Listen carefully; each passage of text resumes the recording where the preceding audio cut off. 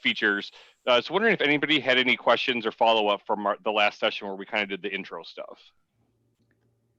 And feel free to unmute yourselves, you guys, if you have questions, as well as utilizing the chat.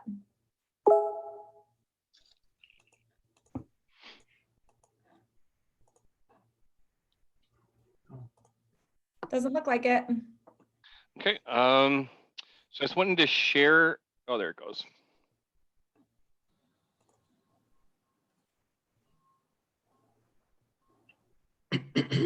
All right. So hopefully everyone can see my screen here. Last time we went through kind of the basics of using Quick Search. So today really is about kind of all the added little bells and whistles that Quick Search can do. First thing we're going to start off by doing is actually just creating a customized template. So up at the top left-hand corner here, you can see my default is on 0-1 single family. Just a little reminder, anything in this drop-down that has a number before it, these are going to be templates that we've created for you. But you can create your own custom templates to kind of get all the information that you want at the tip of your fingers. So in order to go ahead and create custom templates, we're going to go up to Menu. We're going to go down to Preferences. And then within Preferences here, we're going to go to My Quick Searches. So once I go to My Quick Searches, again, anything with a number in front of it, those are ones we've created. You'll also see that it has inherited after it. That's just another indication that it's coming from us. You may also see ones in your list that say inherited after it that don't have a number associated with it. Those are going to be any templates that actually were created through your Office account. So in order to create a new template, we're just going to go down here and click on New. We're just going to give it a name. So I'm just going to call it Keller-Williams 4 test. I'm going to leave it as single family type, and then I'm going to leave it on full listing view. So if I was creating this template for like condominiums, I would obviously change it to condominiums, and that way it's going to give me all those fields associated with condominiums. But I'm going to go ahead and just leave it on single family for now. I'm going to click on next. So within here, this is where I'm going to go ahead and select all the criteria that I want to be able to search on. So I'm going to go ahead and click on bedrooms, and I can go ahead and click on bedrooms and then click on add. Or if I want to select multiples, I'm going to go ahead and add in this contingent field. Those are going to be our active with offer properties. I can go ahead and click on that. And then if you're a PC user, you're going to hold on your control key and you can select another criteria. If you are a Mac user, you're going to want to hold down your command key. So I'm going to go ahead and just add a couple of criteria in here for us. I'm going to get too crazy with it. And then once I have those selected, again, I'm just going to hit add. It's going to move them over to my right-hand side here for me. The section header, this is basically just to kind of help you organize yourself. So if I click in section header and I click on, I'm just going to add the word interior. I'm going to add it over, and that allows me basically just to kind of organize these. So if I click on interior, I can click on move up to move it up to the top, or I can click on move down. You won't see this when you actually are using your template. You're only going to see this in here to help organize yourself. So when I'm happy with this template, I'm going to go ahead and click on save. Once I've had that saved, I'm just going to go back to my quick search. And just remember, anytime you come into quick search, whatever the last default template you used here, it's going to reflect up here for you. So if last time you came in and did a vacant land search, and then this time you came in and you want to do a single family search, if you don't change this template here, you're not going to be able to have those search criteria to work off of. So I'm going to go ahead and grab on my Keller-Williams one I just created. So if I click on that, it brings up whatever I had just put in here. So if you like the regular single family view, but there's a couple of things on there that may be missing that you don't want to have to go to add a search every time, you can go ahead and create your own template. And again, if I go off of this, so I'm just going to go to Office/Member Search. I go back to Quick Search. You'll see it remembered that I wanted to use that Keller-Williams 4 test. Okay. What I really like about, especially the area that your office is located in, is you probably are doing a lot of work around kind of the North Shore area, and the North Shore area is infamous for having a new neighborhood every couple hundred feet. And you may have a customer that's actually looking to be in a specific neighborhood that, unless the agent actually includes that in their description, you may not be able to easily find. But if you go in this upper right-hand corner, so we have map, satellite, and then overlays. If I click on overlays, anything under this MLS here, these are going to be basically crash printed in overlays that the MLS has created for you. They're not reusable as far as searching, but it does show you boundaries of certain areas that you can go ahead and draw in your own shapes and actually save those for later on and keep reusing those. So the one I really like using, especially again in this kind of North Shore area, is this neighborhood map onyx. So once I go ahead and click on that, you'll see I have all these grayed in areas. And as I scroll down, you'll see I start being able to actually see what the area name is. So again, these aren't usable right now, but I can go ahead and draw these shapes out and then save that overlay to reuse over and over and over again. When we're doing overlays, it's important to keep in mind that when you save an overlay, it's a better idea to save it as a bigger part of a file.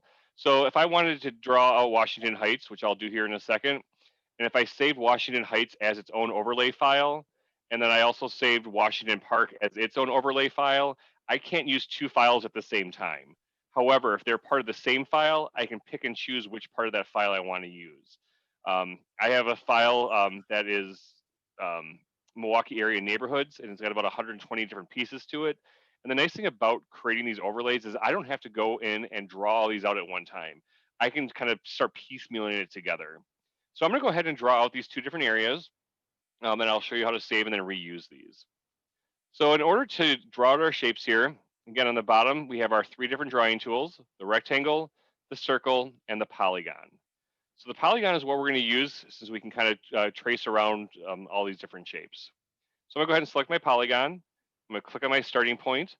And anytime you're drawing shapes in Flex MLS, you're going to want to click on your starting point and then take your finger off the mouse, move your mouse to your next location, and then click again. And anytime you click, it's going to put a little spot down for you. So again, I'm going to take my finger off my mouse button, drag my mouse up, give it a click, take my finger off, click. I'm going to keep doing that. Before I get too far into this, you want to make sure that you don't accidentally go over your own line. You can see at the top here, I'm kind of going over myself. If I were to double click right now and tell the system that it's done, I get this little pop-up. This polygon has sides that intersect and is not valid. Please try again. And that can be really frustrating if you're actually going in and trying to draw out these complicated shapes. So just be mindful of the fact that you don't want to be crossing over your own lines. So I'm gonna go ahead and just draw the shape out again, clicking and taking my finger off my mouse, dragging it around to create my shape. So I'm just using these white lines on here as my boundary areas. I'm gonna go ahead and mess the shape up a little bit just so I can show you how to correct it. So once I'm done with my shape, I'm gonna double left click to tell the system that I'm done. So it turns this darker blue color, and you'll notice on the left-hand side under shapes, it says polygon. If I left click inside of the shape I drew out, I get this little pop-up balloon. If I click on edit, I can go ahead and give it a name. Especially if I'm gonna be reusing these later on, just having it say polygon is not gonna really do me any good. So I'm gonna go ahead and just call it Washington Heights. I also can change the color if I want to. I'll make it this green color. And then within this pop-up balloon, you'll see on the bottom left-hand corner in there, it does say edit shape. So I'm gonna go ahead and click on edit shape. And now you'll see it takes me to my shape here, and it puts these little orange circles all the way around the outside of my edges for me. So if I click and hold, I can drag that line to where I want it to be. And then once I'm happy with my shape, bottom right-hand corner, leave edit shape mode. And you'll also notice on the left-hand side, since I renamed it Washington Heights, instead of saying polygon, it does say Washington Heights. Again, if I hover over it, you'll see it does highlight it in yellow. So let's say I wanted to go ahead and actually do my Washington Park here as well. I'm going to go ahead and draw that out just by clicking again on my polygon tool, going to my starting point, left clicking, taking my finger off the mouse button, dragging my mouse up, clicking, taking my finger off the mouse button, dragging my mouse, clicking, again, just going all the way around my shape here. When I'm happy with that shape, double left click to tell the system that I'm done. Then I'm gonna go ahead and change the name of it just like I did with Washington Heights. So I'm gonna left click inside of my shape, click on edit, Washington Park. I'll leave it blue. I'm just going to click off. So now you'll see I've got my Washington Heights and my Washington Park. If I want to go ahead and save these, all I have to do is left click inside of either shape.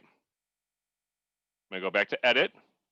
And now on the right hand side of my balloon, I have save to map overlay. So once I click on save to map overlay, it's going to ask me, am I saving this as a new overlay or do I want to add it to an existing file? If it was a new overlay, I would just go ahead and just put the name of it in here. Since I'm adding it to an existing overlay, I'm going to click on add to existing overlay. Once I click on that, I'm just going to go down and select the file that I want. So I'm going to add that to my Milwaukee area neighborhoods one. And you'll notice only the Washington Heights has a checkbox in it. Washington Park does not. And the reason for that is I clicked into the Washington Heights in order to do my save, but it is giving me the option for all the other shapes I've drawn out. So if I wanted to save Washington Park as well, I can just go ahead, put that little checkbox in there, and click on save. And you'll notice at the top it says overlay has been saved. I'm going to go ahead and just grab a clean map here. So I'm going to click on quick search just to get a clean map. Again, you'll notice that it took me right back to my Keller Williams 4 test. So in order to use these, up here at the top where it says MLS number, address, or map overlay, the right-hand side, it says browse. So if I click on browse, it's going to give me all of my different map overlay files that I have. And if I go ahead and click on one of them, normally all these would appear over here, but there's just so many right now that it's just putting them below. So these are all the different pieces that I can pull from. The one I really like using as an example is this Bayview. If you were to search postal municipality of Bayview, you get 0 results. Reason for that is agents typically don't change the postal municipality from Milwaukee to Bayview. So if you were searching for a property in Bayview, right now you get 0 results. However, if you use an overlay, it's going to give you about 44, 45 properties. So again, I can go ahead and just click on it and hit enter, and it's going to pull it over to my my map here for me. Or if I want to select multiple pieces of it, again, if you're a PC user, you're going to hold down your control key and select the ones you want. If you are a Mac user, you're going to go ahead and use your command key. And once I have those selected, you click on enter, and you'll notice that it pulls them over to my left-hand side here for me. And instead of saying shapes, it's giving me my file name, Milwaukee area neighborhoods, and it's giving me what pieces of the file I'm using. Okay, is there any questions on that?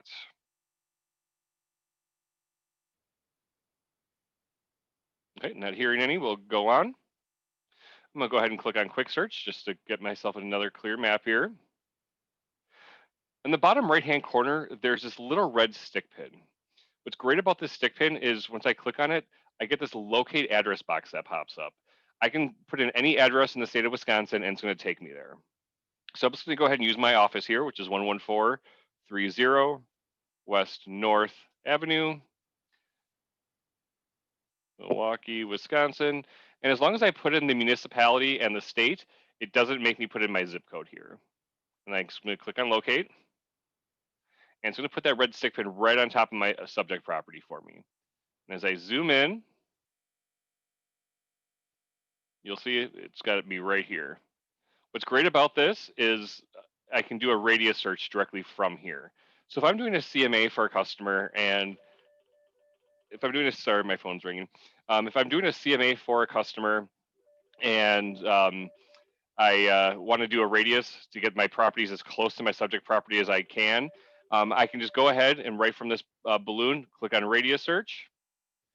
And right now I'm just going to leave it as a 1 mile radius. And I'm going to click on create radius. Once I back out, you'll see it puts that 1 mile radius directly around my subject property here for me. Currently, I'm having some issues. You'll notice my little spinning wheel of death here, but I would be able to get all of my results within that area. And let's say I went through and did that and 1 mile ended up giving me too many results. I could go ahead and just click right on that red stick pin again, and it's going to bring this balloon right back here for me. So from here, I can click on radius again, and let's say I just want to look at 0.5. create radius. And you'll see it puts my second circle in here for me.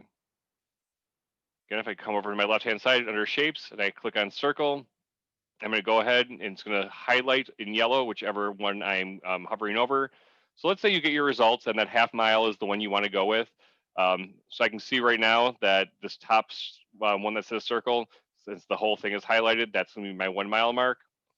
So if I want to get rid of that, I'm just going to go ahead and just on the left-hand side here, click this little X, remove this location. And then it gets rid of that other location for me. Okay.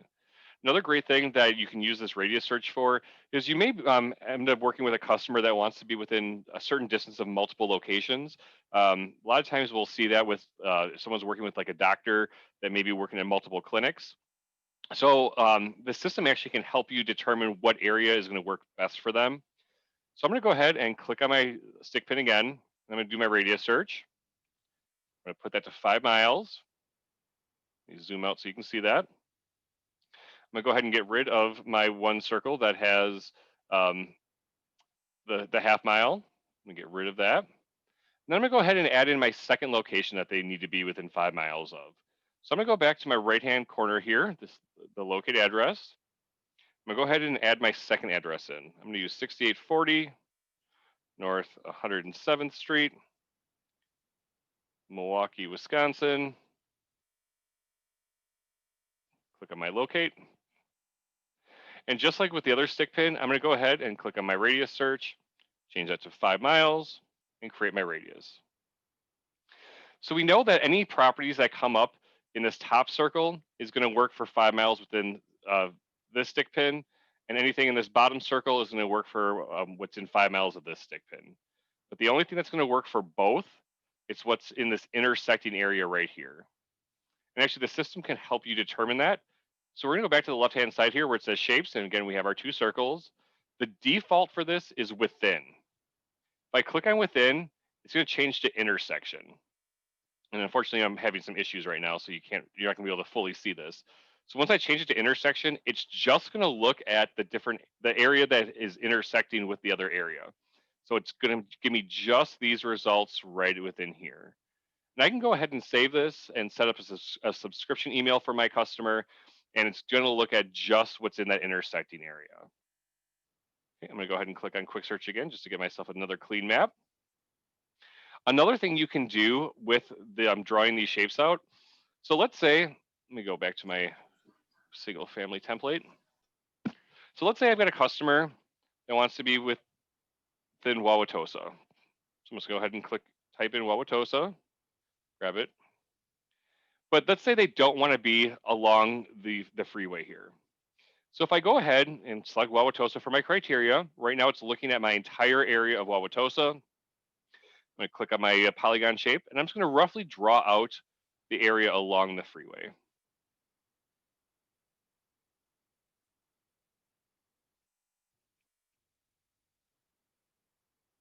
Once I'm done with my shape, again, I'm just going to double left click to tell the system that I'm done.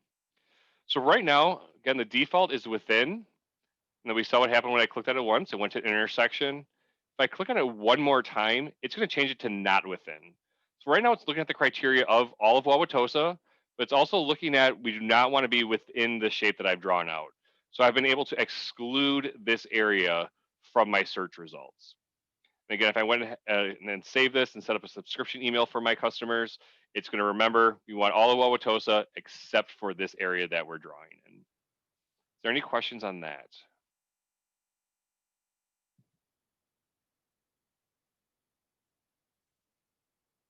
Okay, I'm not hearing anything. I'm gonna go ahead and click on my quick search again, just to get myself another clean map. So I said the one that works the best for those overlays is this Milwaukee area neighborhoods. There are a couple other kind of cool things that you can do in here. So we do have the acres. So if the acres are available, it will appear on top of your subject property for you.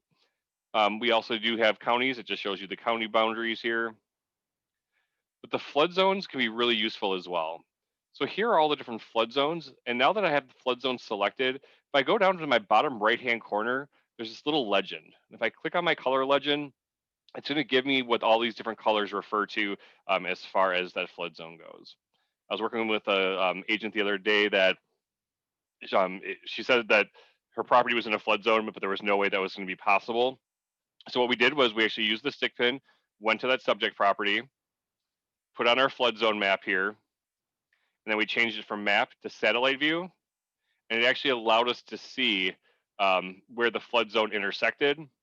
And yeah, it touched the property, but it only touched the very back corner of the property, and we were able to determine that the structures themselves were not affected by that flood zone. So let's kind of keep that in mind. It's kind of a useful tool as well to be able to pair those together. Last one that can kind of be useful is the zip codes one. You can kind of see where the different zip codes are. Obviously, if you were doing a search by the zip code, you'd want to enter the zip code in over here. The other thing that's kind of important to point out is if you were searching for trying to do the Bayview example like we were doing, the 53207, if you did that zip code, it does encompass areas outside of Bayview itself. So just kind of be mindful of that as well. So that basically is the advanced features of the quick search. Any questions on this or last session or anything else having to do with the MLS? Hey, Jared, I have a quick question, and you maybe touched on this and I popped on a little bit late, but are you able to do a combination of all these features where you do an overlay and then you also do a zip code and you also do a city? Yeah, so you can combine things. Okay. So let's just say 53024, that's going to be Grafton. So we can add that to our search. Just keep in mind though, it's kind of looking for the match all the way around. Yeah. So you may not get exactly what you're looking for. So if I do like the 53204 and then up here, another one in Ozaki County is Cedarburg. Now I've kind of created a conflict within these two. So it's going to give me my 0 results because it's looking for the zip code of 53024, but it's also looking for the municipality of Cedarburg. Got it. I guess the question stems from because I have a lot of buyers who are looking like East Side, River West, Bayview, but then also interested in Tosa. Okay. So I'm kind of doing a map overlay to the east and then doing a zip code search for Tosa, or not zip code, sorry, city search. And sometimes the results are a little iffy. Yeah, and that's the thing. If you kind of accidentally create those situations where the system's looking for multiple pieces of something, so it's looking at, okay, we want just these shapes, but then we also want this city, but those shapes aren't in that city. It kind of creates an issue behind the scenes. So in that case, if they're looking for specific neighborhoods like downtown, and they're looking possibly Wauwatosa, I would actually create 2 different searches. I know it's a little bit more work, but that way you don't have to worry about creating that internal issue of it looking for those multiple pieces. Okay, great. Thank you. You're welcome.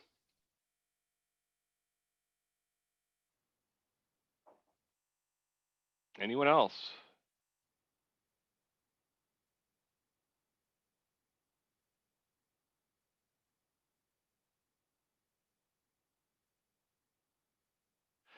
Peter, I'm glad you find this slick. Yeah, there's a lot of features that are built directly into the quick search that a lot of agents don't utilize. They either they don't know they're there, they don't know how to use them. So I think that full search going away actually, in my opinion, is a good thing because you're actually by using quick search, you're actually gaining a lot of functionality. So. Are there any like step-by-step instructions written in a PDF for those of us who might not remember all this? Sure. Yeah, Like, let me. So right now we are in the process of redoing our website. So some of the materials may not be fully available right now. So if you go to metromls.com and you hover over member support, the first one is manuals. These are basically just paper copies on how to do everything. There also are some videos in our library that kind of walk you through how to do things. So if you like to kind of watch and then you can pause and then do those steps, that's a great option for you. We also have archived webinars on here. Again, kind of just a condensed version of our live classes. But when you're actually in Flex MLS, you'll notice every once in a while there'll be this blue circle with the white eye. If you hover over that, it's going to take you directly to a PDF on Quick Search Intro. It's going to give you recorded training sessions on how to use Quick Search. It gives you the little short one here. If you kind of forget how to draw a shape out, this one over here in the bottom of your toolbar, if I hover over that, it basically gives me those instructions on how to draw those shapes out. So there are in-system and out-of-system ways of kind of getting those are little reminders. Thank you. You're welcome. Jared, I have another question here now in the chat. Could you possibly touch on how to use the body of water feature? Sure. So I guess the question is, are you looking for, so we're looking at this right here, body of water?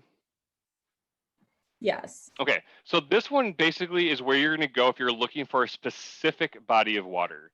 So if you're looking for like Pewaukee Lake, I can go ahead, body of water, like Pewaukee. So that's where I'm going to search for the specific body of water by name. If you're looking to search on, for like lakes or rivers difference, if I go ahead into my add a field to the search and I type in water, it gives me all of my water features down here.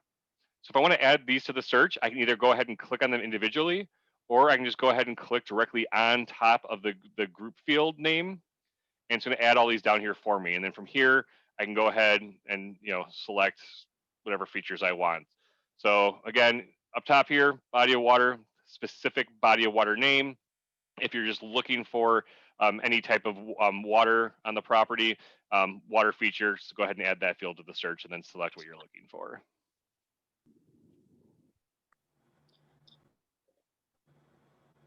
And will this video be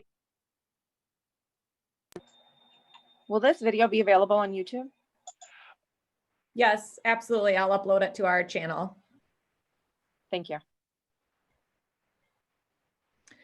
Here's another question, Jared. What is the best way to search multiple lakes? Yep, so let me go ahead and just kind of clear my map out here. Yeah, so if you're looking for several specific ones, let's just take a look at this area up here, since we do have a lot of lakes up here. So if I go down to my body of water again, I can enter in multiple properties or multiple lakes in here. So if I do Milwaukee or Pewaukee, should be able to add a second one. Pine. So all I do is type it in, comma, space, and then I can go ahead and add in multiple lakes here.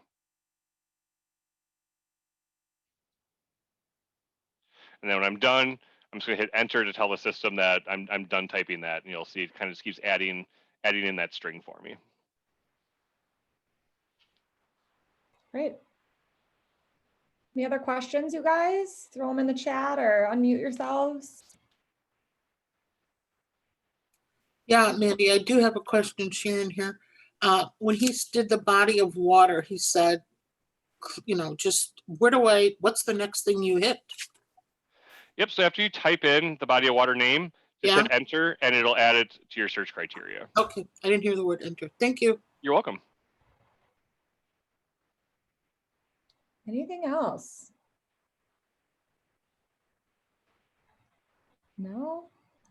All right, well, you guys have done the 2 different parts now. Play around with it. You still have 14 days, so 2 weeks in order to before full search goes away. So play around with it. If you have questions, feel free to send me an email. It's Jared, Jared, @metromls.com, or you can give us a call here as well, 414-778-5400, and we'll make sure you guys are set and ready to go. All right, thank you so much, Jared. We appreciate your time. You guys, I will post this on the YouTube channel. And any other questions you have, just let either Jared or myself know. Thank you so much, Jared. Appreciate it. You're welcome. Have a great day, guys. Thank you. Bye.